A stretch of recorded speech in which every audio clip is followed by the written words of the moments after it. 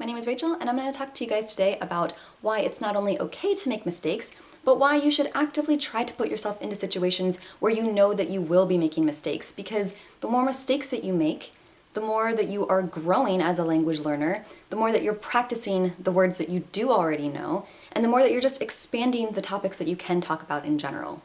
So there's this sort of misconception that if you keep making the same mistakes, that you will always keep making those same mistakes and that it will become a habit and you will never fix those mistakes. And the thing is, this is kind of true. I mean, if you don't care about making mistakes, then when someone corrects you, then it might just kind of go over your head, or you might remember it, but it's not that big of a deal to you. So the good news is that the more you care about making mistakes, the less likely you will actually stick like a habit to those mistakes, the more likely that you will actually change when someone corrects you. So basically, the more traumatized that you are, the more likely you will change and you will not get into the habit of making those bad mistakes. So I did an internship in kindergarten a few years ago, and these kids, they're 5 and 6 years old, they've been speaking English for several years, and they are constantly making mistakes in their speaking, in their writing, and these kids just don't care. I mean, you could correct them, they don't care. You could go over it a million times how to say it correctly, they don't care. They just want to speak and they want to get their message across. So there's two main points about this. Number one, their message is being understood even though there are mistakes in it. I mean, when you hear a kid talking, you don't really think about the mistakes they're making. You just think like, oh, I understand what they're trying to say. And then two, like I said a minute ago, the more traumatized you are that you've made a mistake, the more you will likely remember it forever at that point. When I was a kid, I remember that I thought the word disturb was actually spelled disturb with a V, and for whatever reason, I made a poster, and I must have been like 7 or 8 years old at this time, and I wrote, "Please do not disturb" on the poster, and I put it on the front door of our house. And one of the neighborhood boys who was coming over to try to ask my brother to play, he saw the sign and he immediately went back home. And then later I think he told his mom, who ended up telling my mom, who that's why she found out about the sign. And first of all, I'd like to point out that he understood my message, even though it had a mistake in it. And second of all, my mom shows me the sign and she's like, "You know, it's disturb, right?" And I have never forgotten how to spell disturb since then. So the point is, if you put yourself into situations where you make mistakes and you encourage people to correct you, then you will improve so much faster.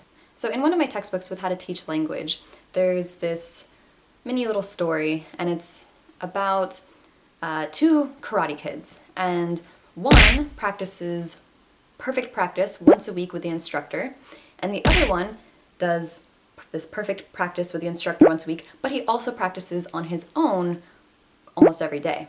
And the question is, who is going to be better at karate? So I assume we can all agree that the kid who practices on his own, as well as with the instructor, is the one who's going to improve the most, because even if he's not getting perfect practice every single day, he's still building the coordination, he's still improving his overall skills, even though he's not getting absolute perfect practice. So the goal with language is to sort of think of it very much like a sport or an activity, or like a physical activity, and to think of it almost like practice a lot and then fine-tune those skills, as opposed to wait until you're perfect and then practice.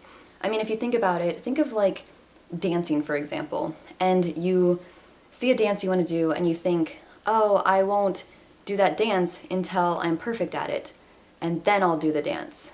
And it's like, that doesn't make any sense, because how are you going to get perfect at it if you don't just dance? But people do this all the time with language. They think, oh, I don't want to speak until I know that I'm going to be speaking perfectly. So I'm not going to speak to any people of my target language until I feel perfect.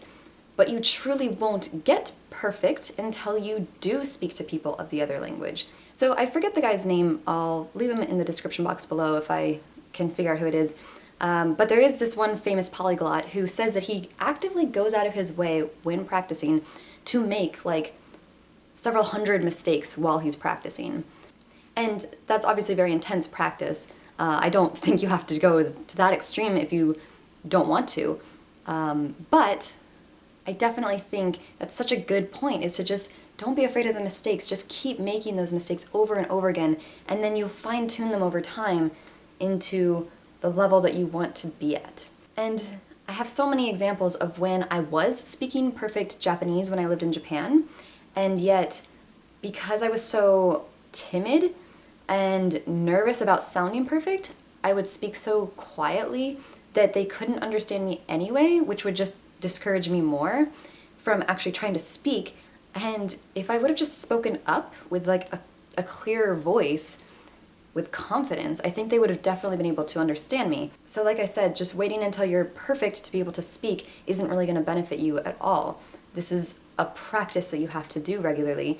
And what you can do is every time you make a mistake, make a note of that particular mistake, whether it's like a correction on something you wrote, or if it's something that someone of that target language told you, like, oh, it's this.